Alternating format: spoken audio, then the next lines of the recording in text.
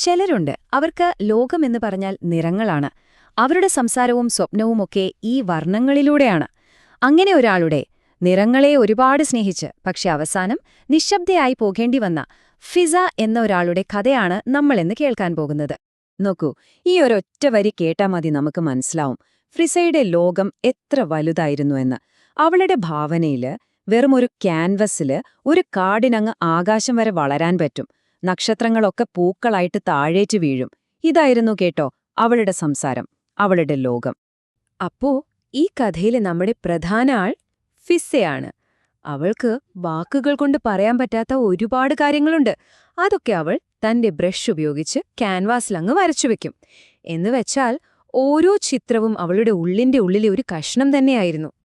ഒന്ന് നോക്കിക്കേ, പുറത്ത് എന്ത് നടക്കുന്നെന്ന് പോലും അറിയാതെ അവൾ ആ കലയിലങ്ങോട്ട് മുഴുകിയിരിക്കുകയാണ്.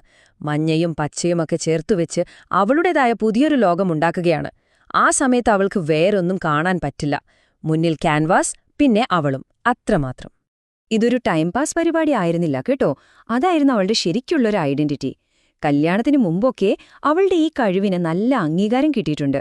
അവാർഡൊക്കെ കൊടുത്ത ആളുകൾ ആദരിച്ചിട്ടുണ്ട്. ആ വർഷത്തെ ചിത്രപ്രതിഭ പട്ടം കിട്ടിയത് അവൾക്കായിരുന്നു. പക്ഷേ ജീവിതം പുതിയൊരു വഴിക്ക് തിരിഞ്ഞപ്പോൾ അവളുടെ ഈ നിറങ്ങളുള്ള ലോകത്തേക്ക് വേറെ ചില ശബ്ദങ്ങൾ കടന്നുവന്നു. പ്രശ്നമെന്താന്ന് വെച്ചാല് ആ വന്നവർക്കൊന്നും അവളുടെ ഈ കലയെ മനസ്സിലാക്കാൻ പറ്റിയില്ല. അവിടുന്നാണ് ഈ കഥയിലെ പ്രശ്നങ്ങളൊക്കെ തുടങ്ങുന്നത്. ആദ്യം വന്ന ശബ്ദം ഭർത്താവിൻ്റേത് തന്നെയായിരുന്നു, ഹാഫിസിന്റെ.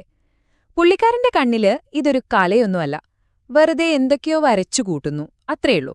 അവൾക്കിതിനോടുള്ള ആ ഒരു പാഷനില്ലേ, അതൊക്കെ വെറുമൊരു ശല്യമായിട്ടാണ് അയാൾക്ക് തോന്നിയത്. അപ്പോ അവരുടെ ലോകങ്ങൾ തമ്മിലുള്ളൊരു വ്യത്യാസം നോക്കിക്കേ. ഒരാള് പ്രകൃതിയുടെ നിറങ്ങളെപ്പറ്റിയും കവിതയെപ്പറ്റിയുമൊക്കെ ആലോചിക്കുമ്പോൾ മറ്റേയാൾക്ക് ചിന്ത മുഴുവൻ റബ്ബറിന്റെ വില, സ്വർണത്തിന്റെ വില, പിന്നെ ചിരിക്കാനുള്ള വല്ല സിനിമയും. അപ്പൊ ഈ രണ്ട് ലോകങ്ങളുടെ ഇടയ്ക്ക് അവളുടെ കലയ്ക്ക് എങ്ങനൊരു സ്ഥാനം കിട്ടാനാണ്? കുറച്ച് ബുദ്ധിമുട്ടായിരുന്നു. അടുത്ത ശബ്ദം വന്നത് ഭർത്താവിന്റെ ഉമ്മയുടെ അടുത്തുനിന്നാണ്.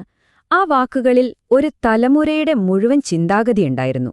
അതായത്, പെണ്ണുങ്ങൾക്കുള്ള കല എന്ന് പറയുന്നത് അടുക്കളയാണ്, അതിനപ്പുറത്തേക്ക് വേറൊന്നുമില്ല, അങ്ങനെയൊരു ഓർമ്മപ്പെടുത്തൽ. അവരുടെയൊക്കെ ഒരു കാഴ്ചപ്പാടില് ഒരു പെണ്ണ് അവളുടെ കഴിവ് കാണിക്കേണ്ടത് ക്യാൻവാസിലല്ല. എവിടെയാ? അടുക്കളയില്. ആണുങ്ങൾക്ക് നല്ല ഭക്ഷണം വെച്ചുണ്ടാക്കുക, കുട്ടികളെ നോക്കുക. ഇതിലാണ് ഒരു പെണ്ണിന്റെ കല പൂർണ്ണമാവുന്നത് എന്നായിരുന്നു അവരുടെയൊക്കെ വിശ്വാസം.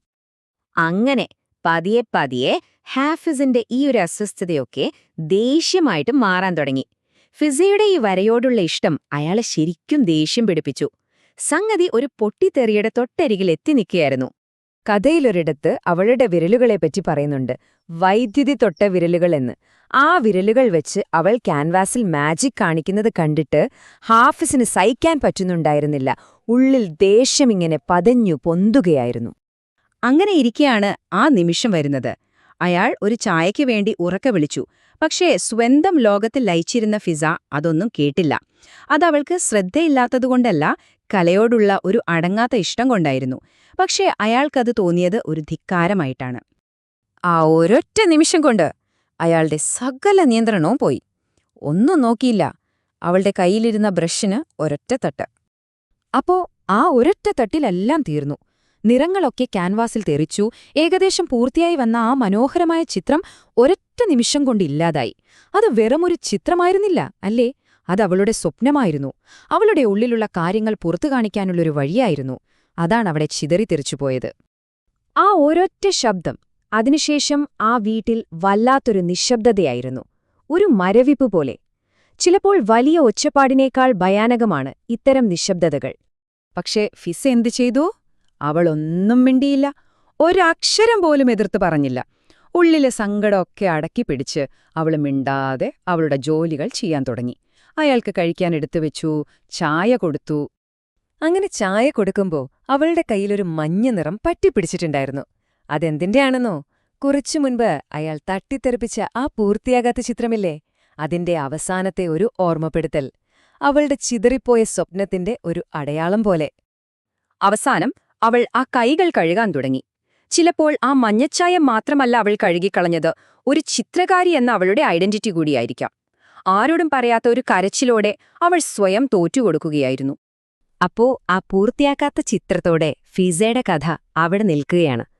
പക്ഷെ ആ കഥ നമ്മളോട് ചില കാര്യങ്ങൾ ചോദിക്കുന്നുണ്ട്, അല്ലേ? ഇതുപോലെ എത്ര കഴിവുകളായിരിക്കും, എത്ര സ്വപ്നങ്ങളായിരിക്കും ചുറ്റുമുള്ളവരുടെ സമ്മർദ്ദം കൊണ്ട് മാത്രം പാതി വഴിയിൽ നിന്നു പോകുന്നത്? ഒരു ക്യാൻവാസിലല്ലായിരിക്കാം, പക്ഷെ ജീവിതത്തിൽ പൂർത്തിയാക്കാൻ പറ്റാതെ പോയ എത്ര ചിത്രങ്ങൾ നമുക്ക് ഓരോരുത്തർക്കും ചുറ്റും കാണും.